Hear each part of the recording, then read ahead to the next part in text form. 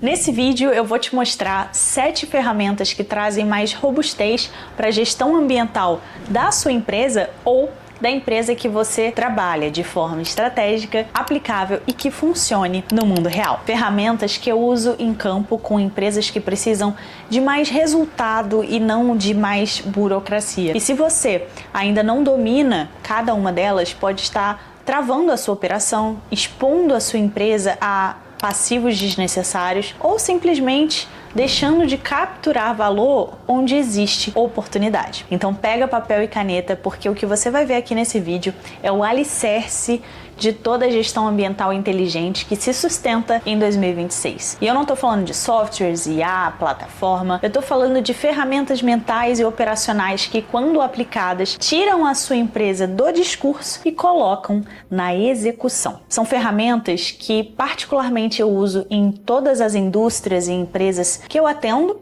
na consultoria ambiental e que constroem clareza, controle e visão estratégica. E hoje eu vou te mostrar cada uma delas de um jeito simples e aplicável, mesmo que você talvez ainda não se considere um especialista no assunto, porque o que você vai aprender aqui pode ser o diferencial entre uma gestão ambiental travada e uma operação inteligente, enxuta e sustentável. Antes, deixa eu me apresentar para você que de repente está me conhecendo pela primeira vez aqui nesse vídeo. Meu nome é Marina Jardim, eu sou consultora ambiental e fundadora da Vértegra Consultoria em Sustentabilidade. Eu trabalho há mais de 10 anos ajudando indústrias e empresas diversas a se blindarem na gestão ambiental e construírem uma reputação sólida e uma estrutura de meio ambiente. Vamos combinar uma coisa como alinhamento inicial? Aqui a gente vê gestão ambiental não como apagar incêndio, correr atrás de prazo de condicionante ou tentar adivinhar o que o auditor quer ouvir. Aqui, gestão ambiental é sobre sistematizar pensamento. E para sistematizar o pensamento,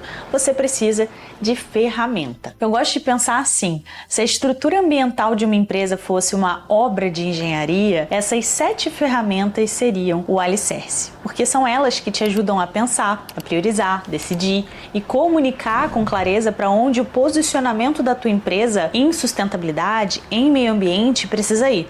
E para você que ficar até o final e quer descobrir qual que é o estágio, qual que é a ferramenta ideal para o teu momento de empresa, aqui na descrição do vídeo tem um link para o nosso diagnóstico que vai te ajudar. Ele tem perguntas estratégicas ali, ele vai mapear o teu estágio atual de gestão ambiental. Então é só clicar no link da descrição depois que você assistir esse vídeo e preencher.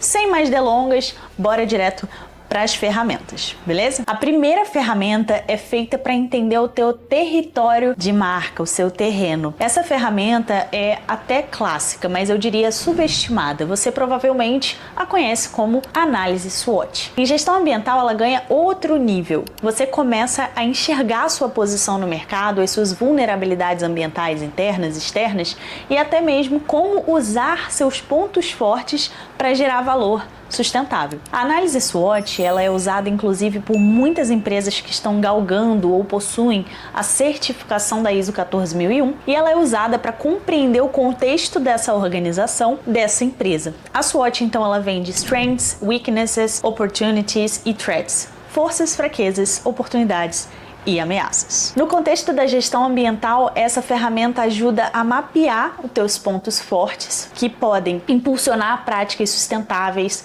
as fraquezas que podem comprometer o teu desempenho ambiental, as oportunidades externas a essa organização, como tendências de mercado, e as ameaças, como mudanças regulatórias, escassez de algum recurso ou exigências sociais. Ela é o início da consciência estratégica ambiental. E, inclusive, tem um artigo publicado no Journal of Cleaner Production que reforça justamente que a análise SWOT, ela aliada a princípios da ecoeficiência, ajuda empresas a integrarem a sustentabilidade a essa estratégia organizacional com muito mais eficiência. Então é onde você começa a enxergar meio ambiente como diferencial competitivo e não só como obrigação legal. Depois de uma boa análise SWOT, outra ferramenta poderosa para planejar uma estrutura sólida da sua gestão ambiental, na minha visão, é a matriz de materialidade. Você pode usar ela como sua rota estratégica. Ela como a sua bússola. A matriz de materialidade mostra o que importa para a sua operação e o que importa para o seu público também. É onde você identifica os temas que são realmente críticos, seja em risco, reputação ou oportunidade. É com ela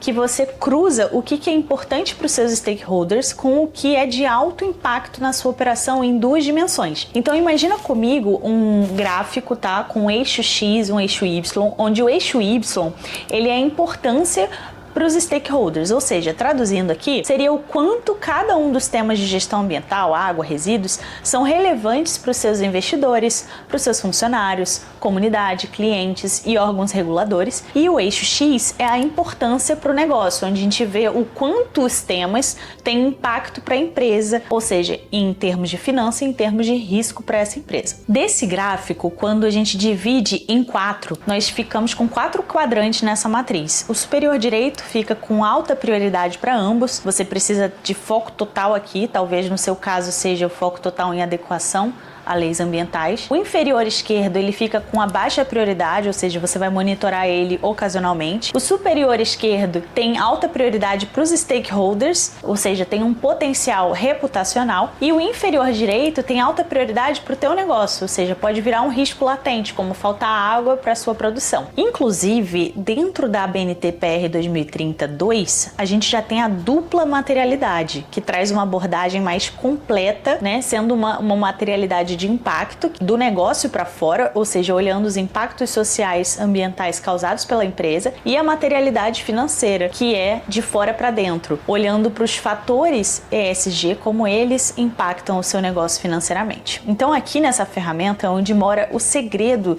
de priorização em ESG. Não se trata de fazer tudo, mas de fazer o que realmente importa. Então essa matriz de materialidade ela ajuda a direcionar os investimentos, a direcionar o planejamento estratégico do teu ano, os relatórios de sustentabilidade e até campanhas de comunicação. Quando bem aplicada, ela transforma o ruído em foco. É como se você dissesse assim, de tudo que existe no mundo ambiental, o que realmente move a minha empresa. Então você cruza a expectativa desses investidores, desses clientes, com o impacto real da sua operação. E o resultado é a direção estratégica. Sem isso, você está só chutando e não se constrói reputação no chute. Terceira ferramenta, a matriz de aspecto, impacto e medidas de controle, que nada mais é do que um mapa de risco da sua operação. Essa ferramenta é o coração técnico da estrutura. Ela identifica quais atividades você tem na empresa, soldagem, manutenção, quais são os aspectos relacionados a essas atividades, quais são os impactos de cada um desses aspectos e dali você traça as medidas de controle quando aplicadas. Mesmo sendo uma exigência essa matriz dentro do licenciamento ambiental, muitas empresas acabam negligenciando, né, fazendo e depois esquecendo. E na verdade, quando bem aplicada, essa matriz ela tem a capacidade de ser um escudo de proteção legal. É com ela que você antecipa danos, responde tecnicamente em auditorias, por exemplo. Então ela é como se fosse o seu raio-x operacional. Você consegue prever, você consegue mensurar e criar barreiras. Ainda nessa etapa mais estratégica do plano de gestão ambiental, eu tenho uma quarta ferramenta para você que compartilho aqui, que é a análise Pestali. Ela te ajuda a mapear os fatores externos que você não controla, né, mas que influenciam diretamente a tua operação. Quais seriam esses fatores? Fatores políticos, econômicos, sociais, às vezes tecnológicos, às vezes legais, éticos. Quer um exemplo prático? Imagina que você está dando andamento, né? Tá tendo um andamento de uma norma que define limites máximos e mínimos da qualidade de efluentes lançados em um rio.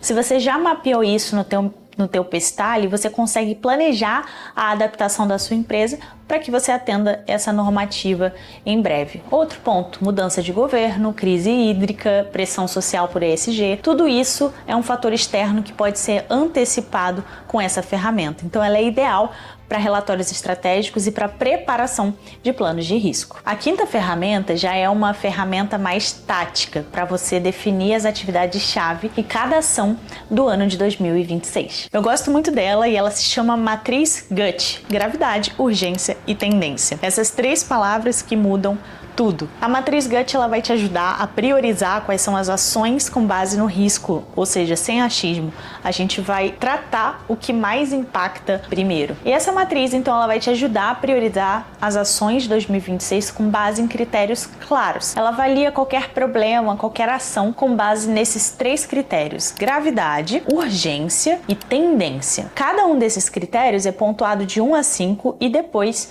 você multiplica os valores para obter uma nota de prioridade. Então isso elimina, o achismo e você consegue atuar no que importa primeiro. Quer um exemplo? 2 problemas aqui. Um seria o vazamento de um produto químico em um dique de contenção rachado, que é pequeno, mas constante. E o segundo problema, vamos supor que você tem aí um descarte irregular que ocorre algumas vezes, 1 ou 2 vezes ao ano. Com a matriz GUT, você consegue descobrir se o vazamento ou o descarte deve ser tratado com mais urgência. 6ª ferramenta, o famoso Gantt. Esse é o seu aliado para transformar tudo que a gente falou até agora em plano de ação. Nele você distribui tarefas, define prazos, responsabiliza pessoas. E sabe o que isso gera? Controle, clareza e execução. O Gantt é aquele gráfico de barras que organiza tarefas ao longo do tempo. Nele, você define quais atividades precisam ser feitas, tá? Quem é responsável por cada uma dessas atividades, em que prazo essas atividades serão feitas e em qual sequência. Com isso, você evita atropelos, melhora a comunicação entre a equipe e consegue monitorar o avanço das ações ambientais. Você pode aplicar o Gantt para estruturar o plano de ação, por exemplo, das condicionantes da sua licença, para se preparar para auditorias ou até para criar um cronograma de implementação da ISO 14001. E para fechar, vamos para a última ferramenta, que é uma das minhas favoritas. Com o seu sistema de gestão ambiental já rodando, sendo inspecionado constantemente, você vai achar pontos de preocupação, pontos de melhoria. Isso faz parte,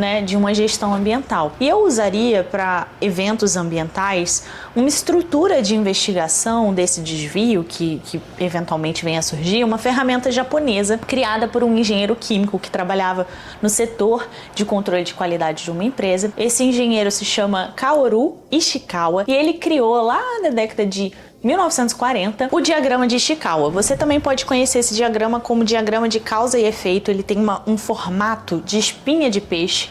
E quando você tiver um problema ambiental recorrente, como um desvio na sua estação de tratamento de efluente, ou um desvio na sua estação de tratamento de esgoto, por exemplo, é essa ferramenta que vai te ajudar a entender qual foi a causa raiz. Então, nela, você organiza possíveis causas em categorias como pessoas, processos, materiais, equipamentos, problemas relacionados ao meio ambiente, problemas relacionados a medições, e a partir daí você vai investigando cada um desses fatores e eliminando quais não são a causa desse problema, até que você encontre a causa raiz. E essas são as 7 ferramentas que eu considero essenciais para qualquer profissional que queira entregar uma gestão ambiental que funcione de verdade em 2026.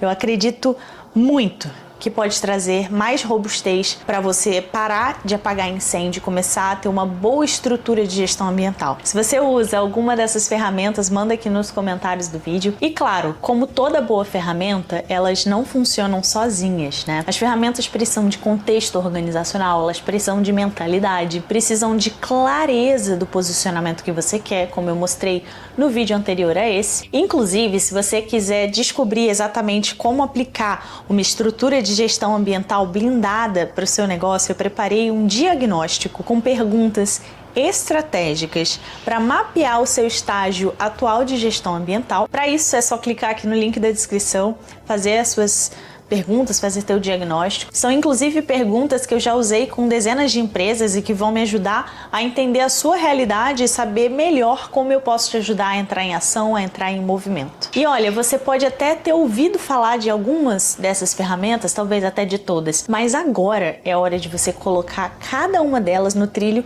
certo. E se você quer que a sua operação ande sem sair desse trilho, esse é o momento. Se esse vídeo te ajudou a entender o caminho, compartilha ele e já se prepara para o próximo, tá? Porque a gente vai falar do famoso 80-20, o Pareto da gestão ambiental. Eu vou te mostrar como descobrir qual é a menor parte da sua operação que mais gera passivo e como resolver isso antes que vire uma bomba. Te vejo lá, até mais!